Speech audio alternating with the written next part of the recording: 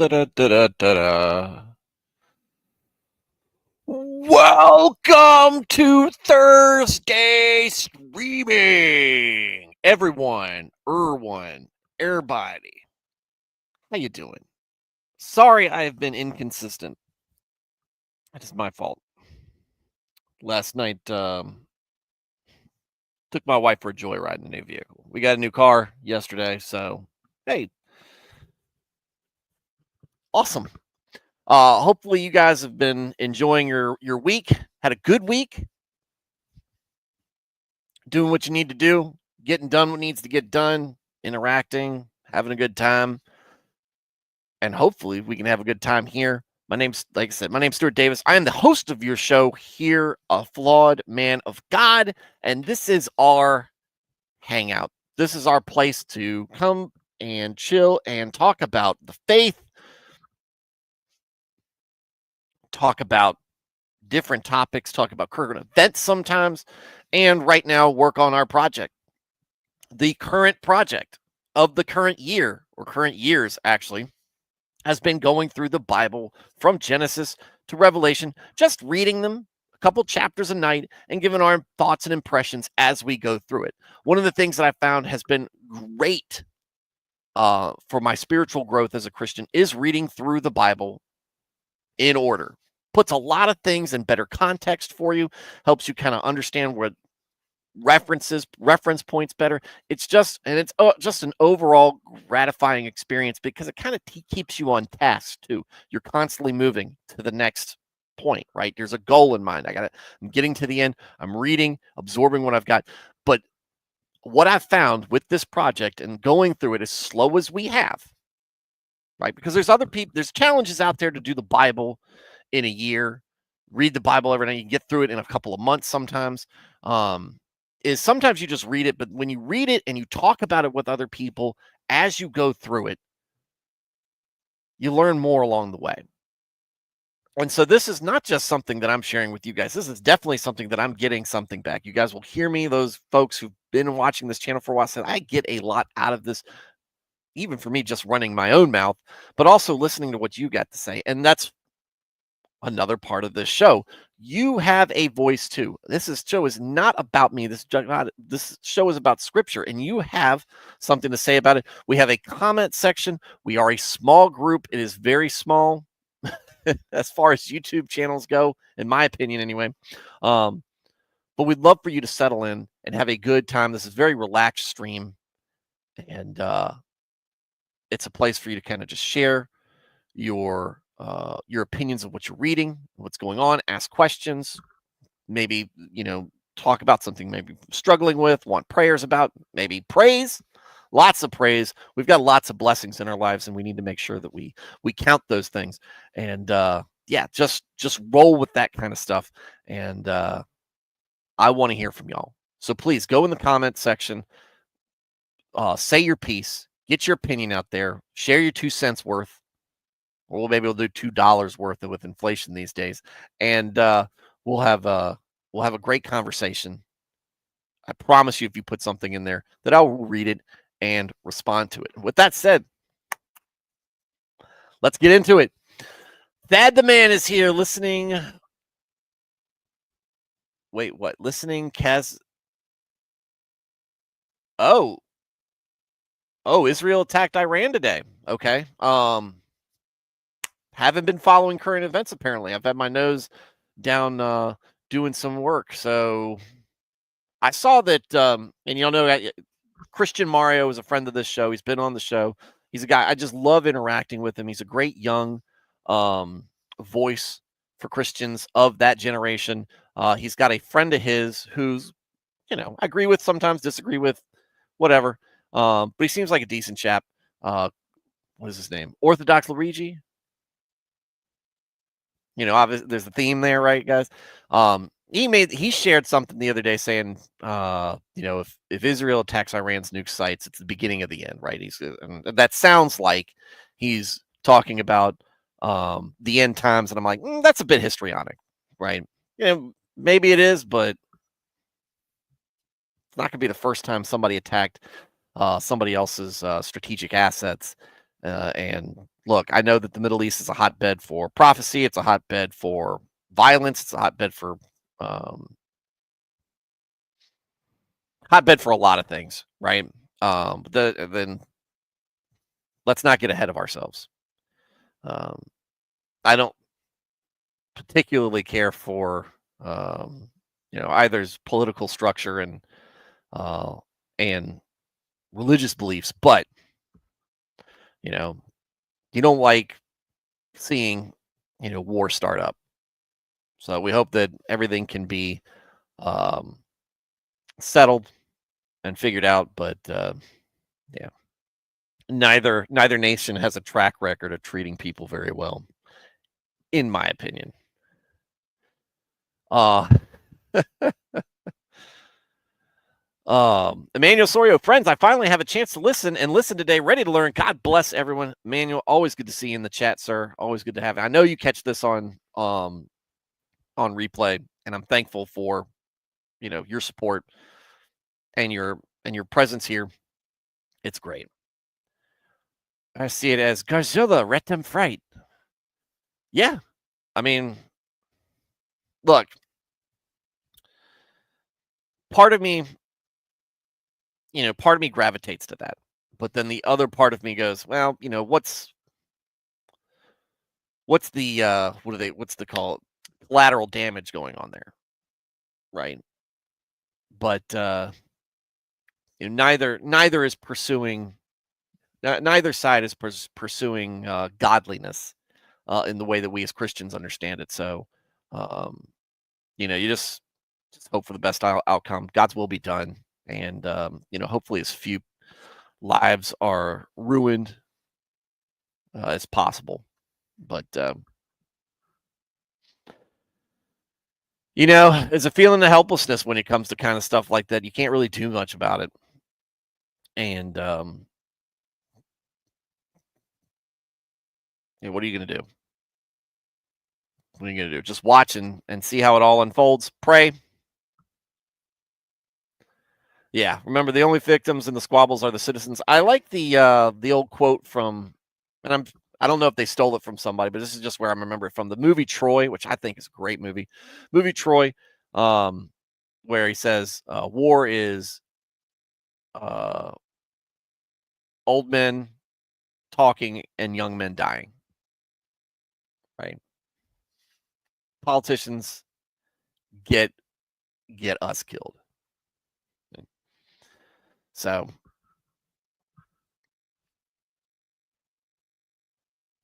we are where we are in this life, and the more we walk away from godliness, the more that we see this kind of stuff happening, I think. But you know try to return that. Do what you can each day yourself to walk a path a little bit closer to Christ, and encourage that in others. Encourage that in others. And maybe you make an impact, maybe you don't, but are you doing the right thing? Not to say that that's that's what you should be shooting for, right? Impact people how you can. Um, if there's a lot of folks out there. Oh, we need to do this. We need to do this, and it has to start from the top down. No, all just like politics, faith is oftentimes local. Now it starts with God, right? And He is at the top, but how we impact uh, the world as Christians, when you think about the Great Commission and other that, it starts with us on an individual level and how we interact with other people. And look, I'm not the best example for it. I can get sarcastic and combative and argumentative with the best of them and the worst of them. And I don't like that. And I'm trying to get away from that to a degree, right? I still want to call out wrong things that are wrong when they are wrong, but dial back how I go about it. It's a work in progress. I'm a work in progress, and not to say that as an excuse, because it's not, but that's the reality of where I'm at. And I need to do a better job. I need to continue to work on doing a better job. So, and that's that's where I land on that. Yes, Troy is an excellent movie. That fight scene between Brad Pitt and Eric Bana is one of my favorite fight scenes in cinema, and that's to say, it just was such a fun watch, and I thought that that was they did. I think how closely Troy actually was to Greek mythology is quite questionable, but just how Pitt portrayed Achilles was just, I thought, pretty good. Right. I don't know if it was accurate or not, but he was fun to watch. And so, maybe fans of Greek mythology don't like that movie. I don't know. I really don't know their opinion. Don't like that movie for how it got things wrong. And I can appreciate that for someone who has seen Halo destroyed in media, trying to make a show out of it. I've seen the Jack Ryan novels massacred, Wheel of Time torn apart, Lord of the Rings annihilated, and not in the movies.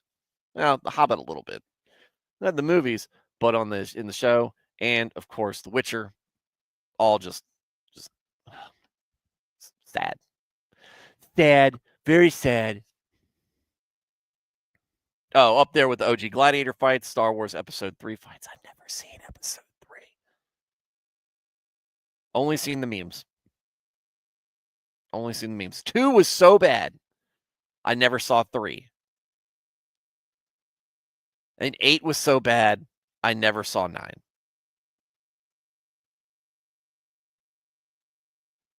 Shadiversity has a YouTube video on it. I'll have to look that up. Hey, can you share that in the Discord, Emmanuel?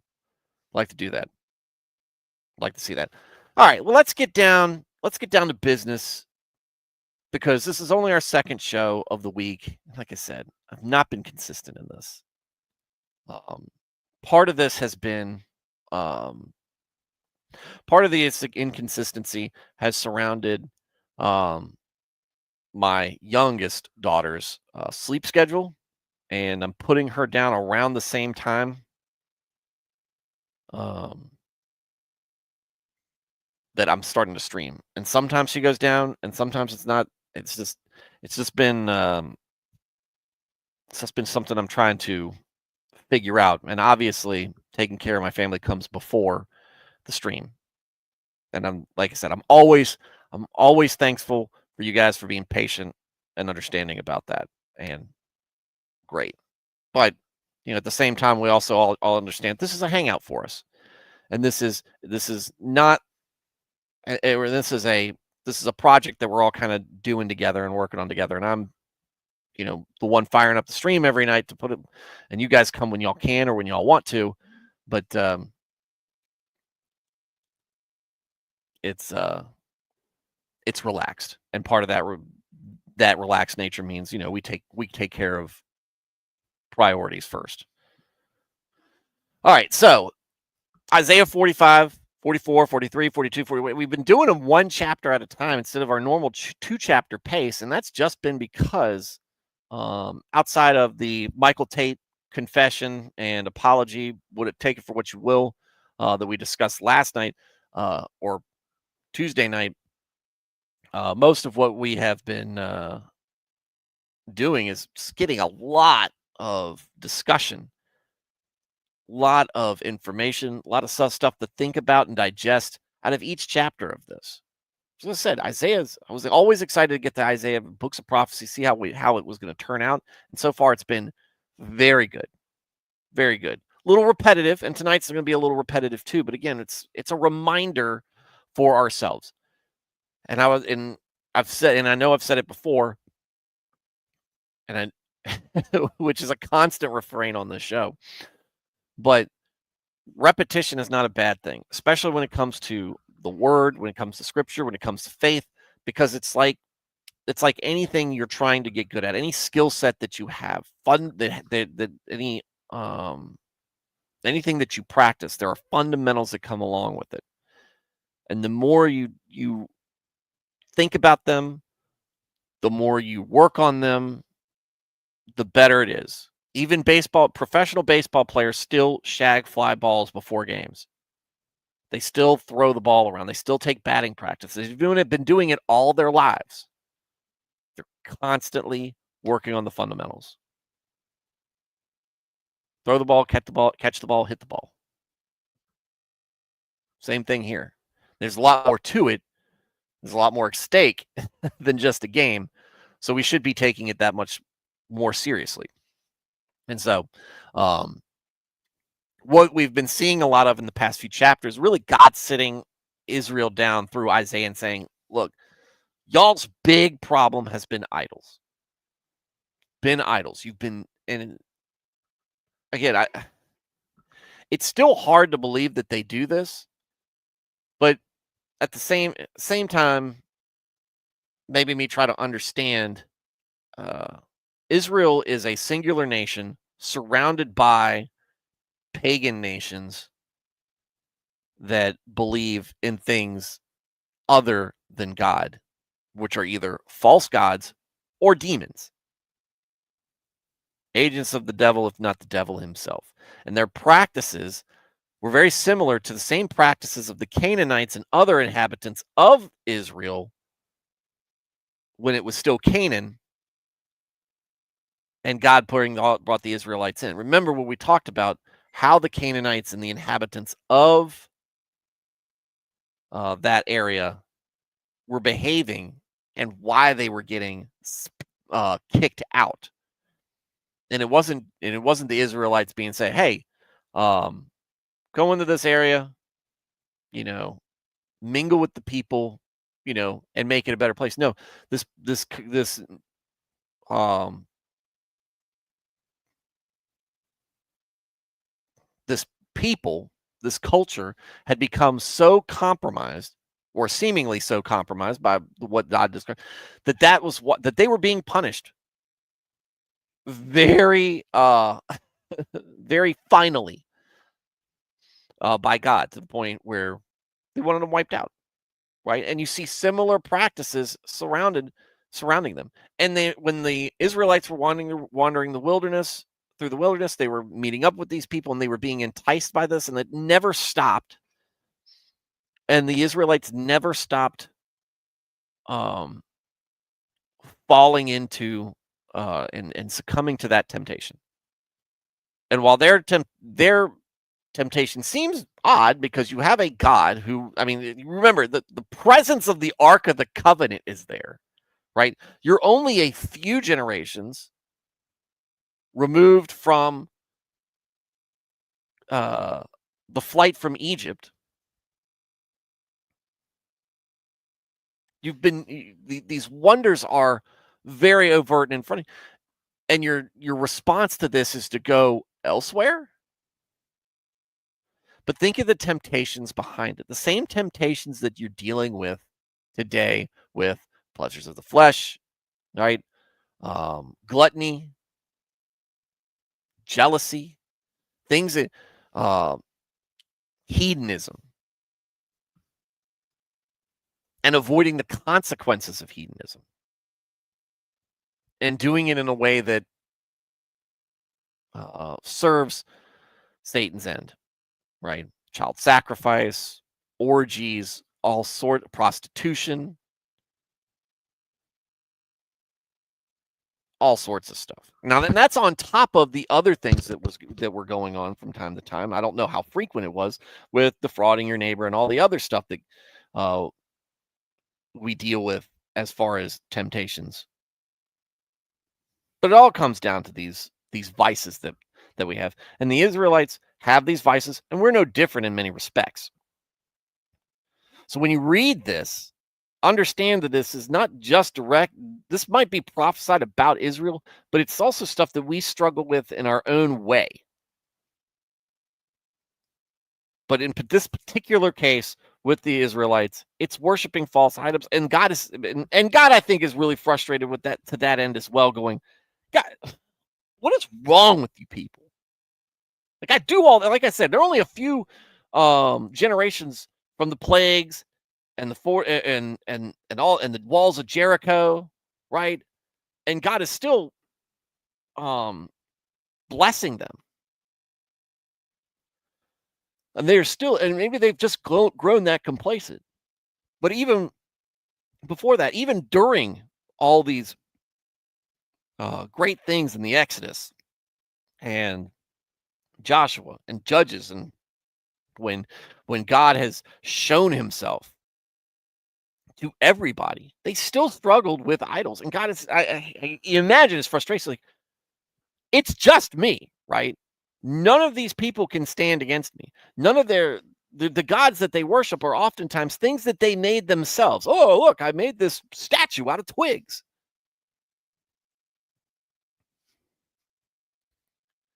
It's got to be something that's galling to see you as the penultimate being in the universe equated to a golden cow.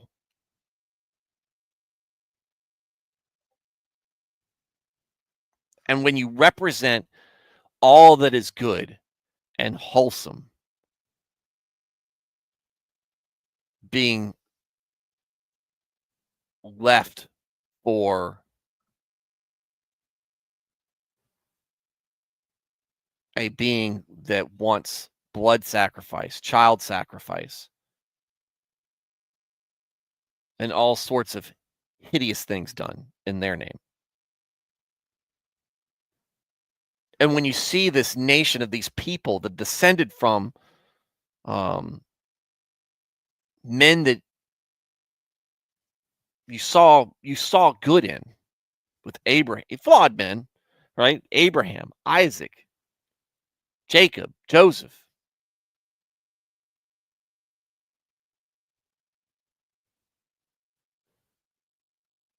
And you see the nation that you created for them and the people who inhabit it, ruled by evil kings. And it's not like these kings have not been offered and exposed to you. It's not like they don't know you. When the kingdom split, Jeroboam was taught, God spoke to Jeroboam and said, you will be just as blessed as those before you if you keep my commandments. And he turned right around and started doing the wrong things. And Israel never recovered from that.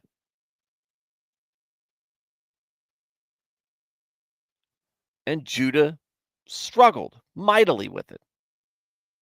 From generation to generation, you oftentimes didn't know what you were going to get. But with Israel, you always knew you were getting a bad ruler.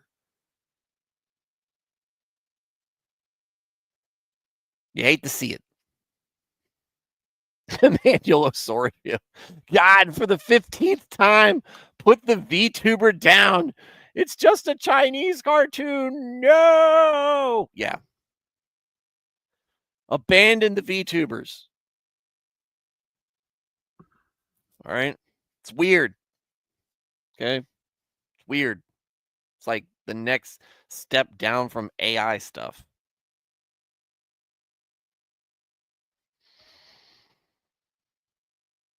Isn't that just a little creepy though? Like, cause I don't know much about, but all the clips I've ever seen of VTubers before, their avatars are always young cartoon girls.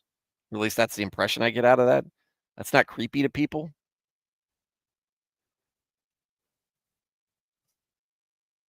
I mean, I don't know that whole scene, but that's what I've seen from it. Anyway, but that's where God's real frustration with Israel has been. And it's really been one of the biggest things that have taken away from God. And you think about that,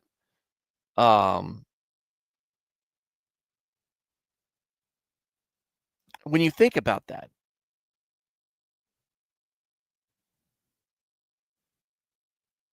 the first commandment is the one that Israel is struggling the most with. How can you build any type of wholesome culture when that is missing.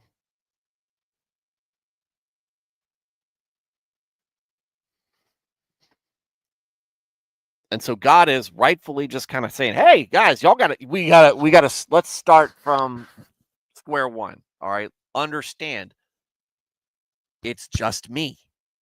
Nobody else. Your covenant is with me. There's no other entity as powerful as me."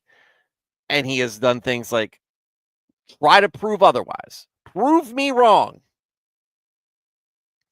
And that's what we've seen from the last few chapters. In this chapter, and the next chapter, which we're going to try to hit today, and I think we can hit both of them today.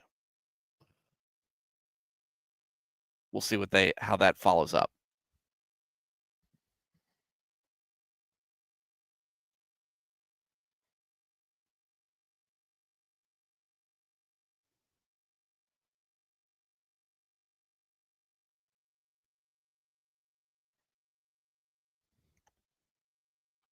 All right.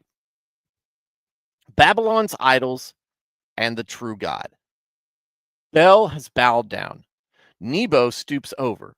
Their idols are on the beasts of burden and on the cattle. Your burdens of idols are loaded on them, burdens on the weary animals. They stooped over. They've bowed down together. They could not rescue the burden of their own idols, but have themselves gone into captivity. Listen to me, says the Lord, O house of Jacob, and all the remnant of the house of Israel.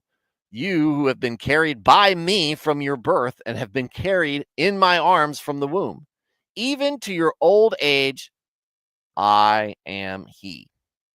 And even to your advanced old age, I will carry you. I have made you and I will carry you. Be assured I will carry you and I will save you. To whom would you liken me?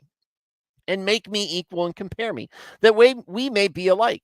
Those who lavish gold from the bag and weigh out silver on the scales hire a goldsmith and he makes it into a god. They bow down. Indeed, they worship it. They lift it on their shoulders in religious processions or into battle and carry it. They set it in its place, and there it remains standing. It cannot move from its place. Even if one cries to it for help, the idol cannot answer. It cannot save him from his distress. Remember this and take courage. Take it to heart, you rebellious and disloyal people. Remember carefully the former things which I did from ages past, for I am God and there is no one else. I am God and there is no one like me. Declaring the end and the results from the beginning, and from ancient times the things which have not yet been done, saying, my purpose will be established, and I will do all that pleases me and fulfills my purpose. Calling a bird of prey from the east, from a far country, the man Cyrus of my purpose. Truly I have spoken, truly I will bring it to pass. I have planned it. Be assured I will do it. Listen to me, you stiff-necked people, you who are far from righteousness, right standing with God. I bring it near my righteousness and the salvation of Israel. It is not far away, and my salvation will not delay. And I will grant salvation in Zion and my glory for Israel. Woo! All right. First off, let's talk about Bel and Nebo. Let's find out. Let's establish who they are. And let me look this up to make sure I'm giving you somewhat some semblance of accuracy, right? There we go. Bel and Nebo were significant deities in the Babylonian region. Bel, also known as Marduk, was the chief god of Babylon and referred to as Lord in the Babylonian language. Nebu, or Nabu, was the god of scribes and wisdom and was considered the son of Bel. In the biblical text of Isaiah, it is mentioned that both Bel and Nebo, the gods of Babylon, would bow down and stoop as they were carried away. Yeah. I'm not dismissing, but we're trying to establish who they are. So that's the relationship there between Babylon's idols, Bel and Nebo, right?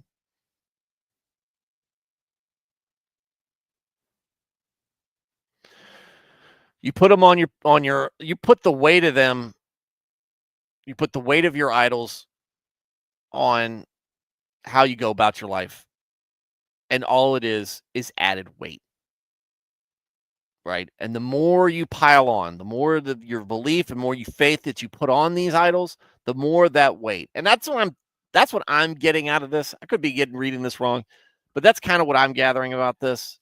You put your faith in these things, and it's emptiness. It's like Ecclesiastes, vanity and vanity. It means nothing because it's not. It's the opposite of being based on the Lord. It's being based on these false gods, right? And so, what do we see? What do we see? It slows you down. It weighs you down, and in the end, it can't hurt. It can't help you at all, and it's going to hurt you. They could not rescue the burden of their own idols, but have themselves gone into captivity. What are we thinking about here? Well, remember, Babylon's going to come in and wreck things, and they're going to wreck things across the region. The different nations are all going to fall down to Babylon. The Jerusalem's going to be under siege, ultimately delivered by the Lord. But everybody's going to have a bad time for the Babylonians. But what happens to the Babylonians? Well, as we read in the previous chapters and what we know from history, Cyrus comes through and Persia comes in and really gives them a worse time, wrecks them more, right? And the funny thing is, it's the only and so this is what God's kind of saying. I'm prophesying this. And if we go through what's been going on in the recent history, I have been when God's talking, saying God has been providing you guys with protection. And when y'all have been disobedient, I've had times where I've taken that back and y'all have suffered consequences. So and now I'm removing the protection from you guys, and I'm letting these guys just roll across from here to Egypt and Lebanon and letting you see what they can do. What the world can do to you when I'm not protecting you. That's what it's like when I'm not standing in the way. Now, when I put things in motion with my powers of God, so when God's putting his power in action, we see that what problems the world can cause, God can make bigger problems. What's going on, Matt? So Babylon's the worldliness and the godlessness and everything, or the idol worship and everything, and all of a sudden here comes Persia, gathers them all up. Doesn't really wipe them out, but basically destroys their culture and their society. And they do that at God's bidding, right? God is the one who provides that impetus. And he's telling you all this because this is what I'm going to do. And when I do send Cyrus up, they're not going to be able to do anything. Nebo and Bel will not be able to withstand that. They're going to pray, oh, help me, save me. They're not going to do anything because what are they? They're just graven images. They're just material things. Even if they were actual entities, they would still fall well short of my power. They can't withstand me. They have themselves gone into captivity. Listen to me, Israelites, Judeans, maybe, all the remnant of the house of Israel. And he talks about, I have been with you your entire lives. Especially at this, I have been with you your entire lives, carried by me from your birth, carried in my arms from the womb. And I love another reference, I am he. Even in your old age, I am he. Even when you were a babe and even when you're an old man, it's still me. It's always been me. It always will be me, the Lord, taking care of you.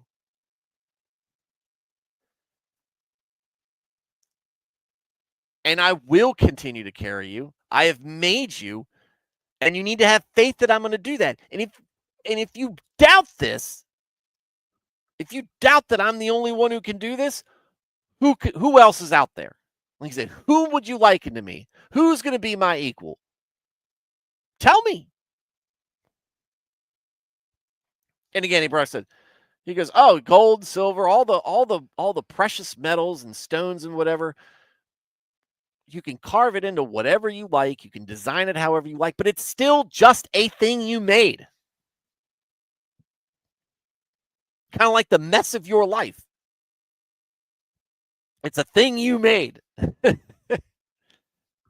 it's just as detrimental, maybe worse, because you're replacing God with this thing.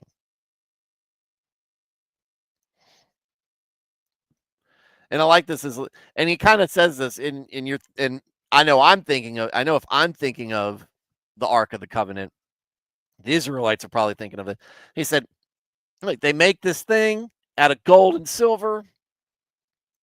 They lift it on their shoulders, carry it in the battle like the Israelites would do with the Ark of the Covenant.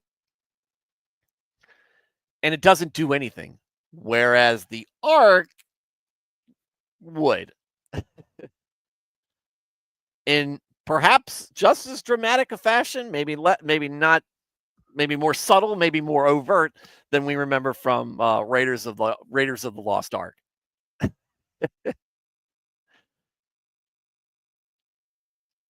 Instead of saving the people, instead of providing victory, it just sits there.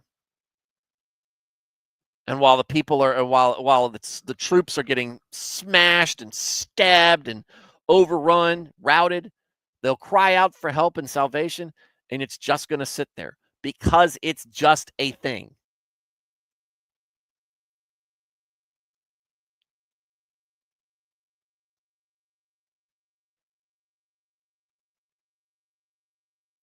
Remember this and take courage. And then he goes, take it to heart, you rebellious and disloyal people.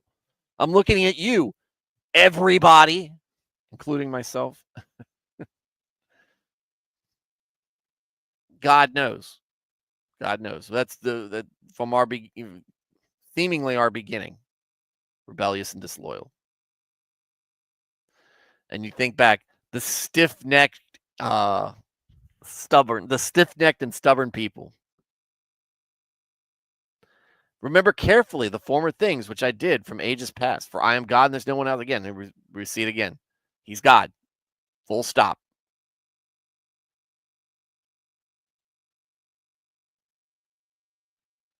And God knows, I know what has happened, what is happening, and what will happen from the beginning to the end, as endless as that is. And just the idea of knowing everything for all eternity.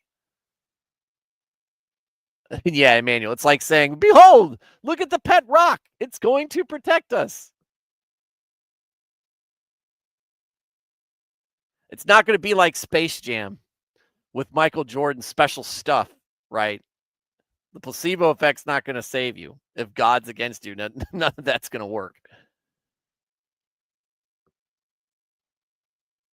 And then we see him again, calling a bird of prey from the east, far country the man, Cyrus, my purpose, truly I have spoken. Listen to me. There it is, you stiff-necked people. You are far from righteousness and right standing with God. He's talking about this. He goes, look, even though you guys suck, even though as frustrating you are as you are,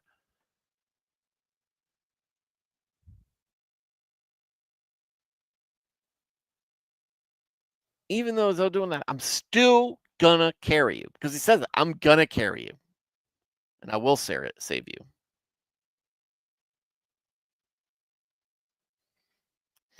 Ugh, MR, I was dragged to what ended up being a Buddhist meditation last night. Was it yoga?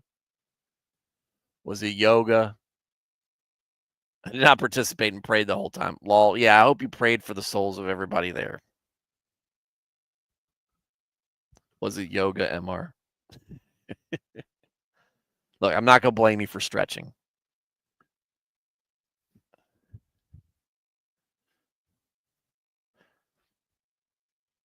I know that there is the origins. Thought it was you thought it was a silent hour.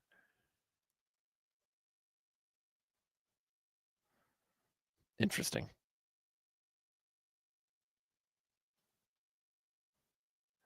Sounds like yoga. Rec center, Buddhist meditation.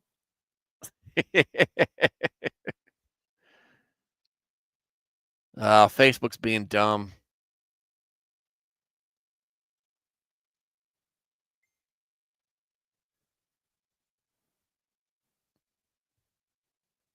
Oh well. Just no talking. Good job, MR. Good job keeping the Lord. Hey, guess what? The Lord has had you be able to listen to Isaiah. Has had you listening to Isaiah to put you in this to prepare you for that moment and others.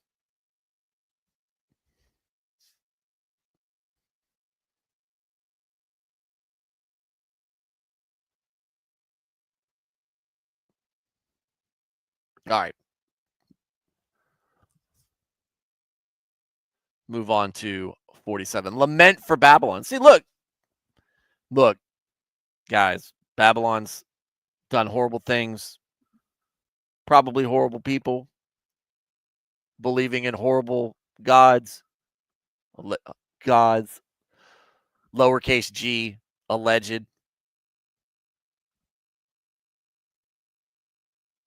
You're going to feel sorry for them. Come down and sit in the dust, O virgin daughter of Babylon. Sit on the ground in abject humiliation. There is no throne for you, O daughter of the Chaldeans, for you will no longer be called tender and delicate. Take millstones as a female slave does, and grind meal. Remove your veil, strip off the skirt, uncover the leg, cross the rivers at the command of your captors. Your nakedness will be uncovered, your shame will also be exposed. I will take vengeance and will spare no man. Our Redeemer will do all of this. The Lord of hosts is his name, the Holy One of Israel. Sit in silence and go into darkness, O daughter of the Chaldeans, for you will no longer be called the Queen of Kingdoms. I was angry with my people. I profaned Judah, my inheritance, and gave them into your hand of Babylon. You showed them no mercy. You made your yoke very heavy on the aged, and you said, I shall be a queen forevermore. You did not consider these things, nor did you seriously remember the ultimate outcome of such conduct. Now then, hear this, you who live a luxuriant life, you who dwell safely and securely, who say in your heart and mind, I am the queen, and there is no one besides me. I shall not sit as a widow, nor know the loss of children. But these two things shall come to you abruptly in one day, loss of children and widowhood. They will come to you in full measure, in spite of your many claims of power through your sorceries, in spite of the great power of your enchantments. For you, Babylon, have trusted and felt confident in your wickedness. You have said, no one sees me. Your wisdom and your knowledge have led you astray, and you have said in your heart and mind, I am, and there is no one besides me. Therefore, disaster will come upon you. You will not know how to make it disappear with your magic, and disaster will fall on you, for which you cannot atone with all your offerings to your gods. And destruction about which you do not know will come on you suddenly. Persist then, Babylon, in your enchantments and your many sorceries, with which you have labored from your youth. Perhaps you will be able to profit from them. Perhaps you may prevail and cause trembling. You are wearied by your many counsels. Just let the astrologers, the stargazers, those who predict by the new moons each month, stand up and save you from the things that will come upon you, Babylon. In fact, they are like stubble. Fire burns them. They cannot save themselves from the power of the flame, much less save the nation. There's no blazing coal for warming, nor fire before which to sit. This is how they have become to you, those astrologers and sorcerers with whom you have labored. those who have done business with you from your youth, each has wandered in his own way. There is no one to save you. MR, that was great. This is great. It's all great, MR. It's great when you're here. You, Matt Felty, Dad, Emmanuel, you're awesome. Oh, I forgot earlier. And we can apply this to what we just read too. Emmanuel, well, no, why isn't Rick doing any? I'm sorry, why isn't this rock doing anything? Pikachu face.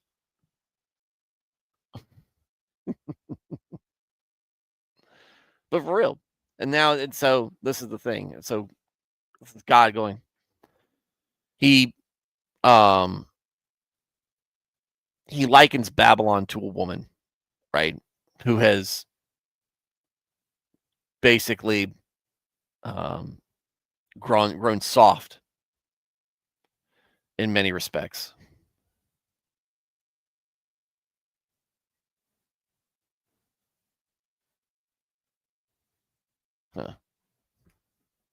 Sorry, I just got to notice that Facebook's being dumb.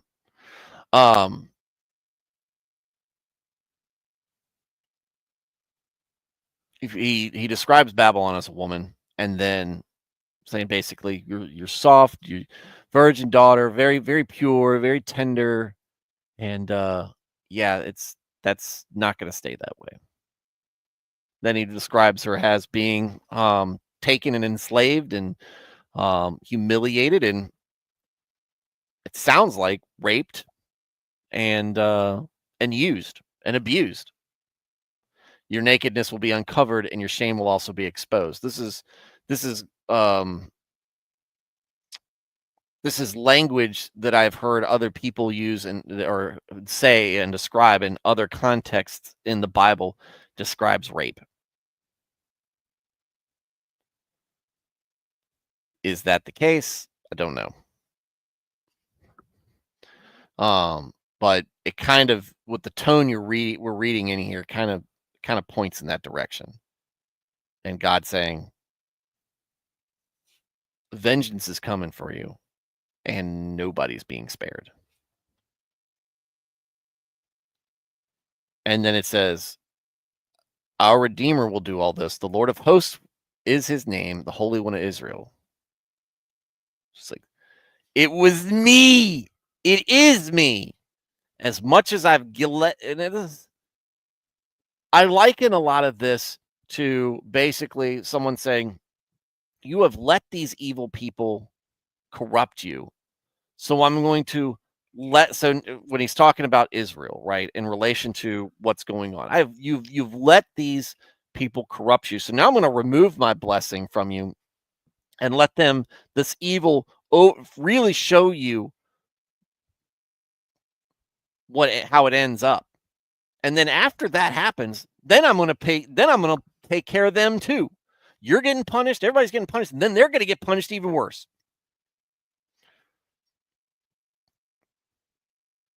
You will no longer be called Queen of the Kingdoms. He goes, I was angry with my people, and I was frustrated with them, disappointed in them, and so I let them see you for who you really are. And what you did and what did you do? More evil, right? And so and God doesn't like evil. He doesn't like evil seeing done, but this is what they were.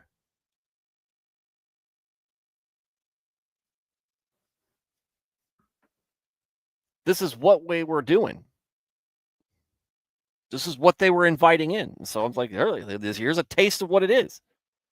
But that doesn't make it okay for what you did, Babylon. And now there's going to be consequences for your actions. So you said, I shall be a queen. You thought you were going to be a queen forever. And you didn't think that anything could take you down. It kind of feels like Western civilization, what we've come to, right? We feel like we're on the top and we've replaced God with ourselves. Like we think we can do anything. We can think we can do all these things. I am the queen. There's no one besides me. I shall not sit as a widow. I won't lose my husband. We won't lose our fathers. We won't lose our husbands. We won't lose our children. Well, God said, you're going to lose all of them in one night. And all the things that you think you can do with sorcerers and wizards and magic and all this other stuff, it's not going to do anything. And you've trusted and felt confident in your wickedness. So shall not suffer the witch to live. You revel in it.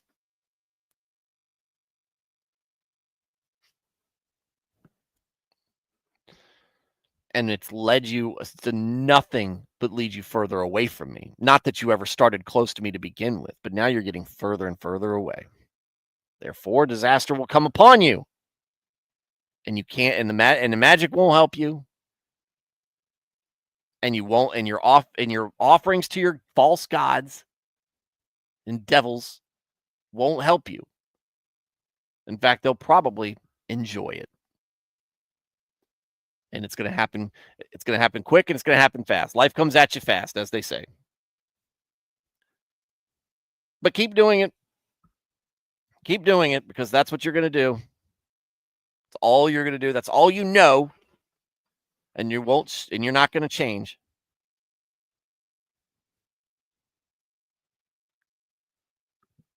And you're going to lean heavily, and you're going to depend on these councils and wizards and stargazers and astrologers. And you're going to look to the heavens instead of looking to God, and think that just salvation's just going to come just because you made a pretty enough statue. And you did the evil things that the evil ones wanted you to do. And in the end, you're not going to have anyone. And there is no one. This is how it ends. There is no one to save you. Everybody's going to abandon you, and everybody's going to be even if they didn't, they'd all be powerless to stop what's coming. There you go.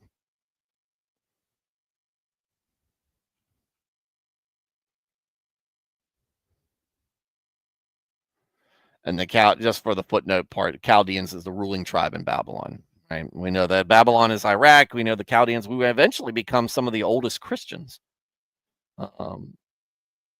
Were very persecuted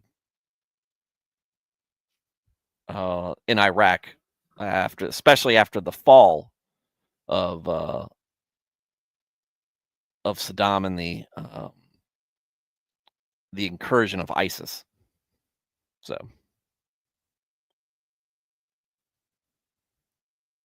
you got to run, MR. Just pick it back up. You know the link. You know where to go. I'll send it to you anyway. All right, so that's our reading for tonight. It's kind of good reminder here. Like I said, that there's parallels to this, to Western civilizations, and how we've become so the idea that we're self-made, right? And what we have is just, they're not blessings, it's just what we're owed because of what we've done, instead of understanding what we've been blessed with from God, right? And understand not wanting to owe it to other people who haven't contributed to your success, but God has always contributed to what you have. God's not to be looked at or treated in the same way that you do with people. You always will owe him. But so much of us forget that, and we worship money, we worship power, we worship fame, and we worship ourselves. And in so many ways, we resemble Babylon. So, all right. So, MR, Dad, Emmanuel, Matt Felty, thanks, guys, for being in the chat. Thanks for sharing your stories. Glad that you guys were able to resist Buddhism and do the things. MR, Manuel, glad that you were able to catch a stream live. I know you haven't been able to in a while. You guys are great. And I'm glad to see each and every one of you here. Thank you for your words and your presence and your support. Everybody love it. Same for you guys who are just watching. Look, just support. You can support the stream just by if you haven't subscribed, which I think most of y'all have. But share this channel, share what we're doing here with other people who you think might be able to be helped by this, who might be looking for something like this, and maybe looking for a place where they want to talk about stuff. Maybe they want to ask questions. And I'm not going to promise to. And gosh, one of the things I keep forgetting to do now that I'm not doing the same intro, I try to make sure that everybody knows I'm not a professional. I'm not a scholar on this. This is all layperson. This is all laity, right? And I try to be open about that. I try to be humble about that, and the fact that I don't know a lot. All right, but I trust some level of consistency and inerrancy in Scripture that I can discern, even as a layperson reading. But I'm also welcome to have other people come in and correct me if I'm wrong, or offer a different way of looking at what's written, and I'll consider it for its merits, just like everybody else reading will, or watching this will. So, like I said, the only way this is not a money grift or anything. This is only for spreading the gospel, spreading the word, and giving people a good place to gather, talk about the faith, the only faith that's real. So the way to support the show is just awareness. Subscribe, and share, guys. And I appreciate all you guys for all the work that y'all have done doing those things, and just ask that you guys continue to do that. That goes for all of you. And so we're heading into the weekend. So I've said it to the guys who've been listening, the guys who've been participating, and then again, now I want to say it to the folks who will be listening, who are catching this on replay. Thank you for watching. And I'm sorry you missed I'm sorry to miss you live, and I hope to catch you sometime IRL real soon, folks. It's the weekend coming up. I want you guys to be safe, be good, have a nice, enjoyable, relaxing, productive, fulfilling weekend with fellowship and worship as well. Go to church, folks. Go to church and learn and pray and seek and repent and seek forgiveness this weekend. And I'll see you all hopefully Monday night. All right. Have a good night, and God bless.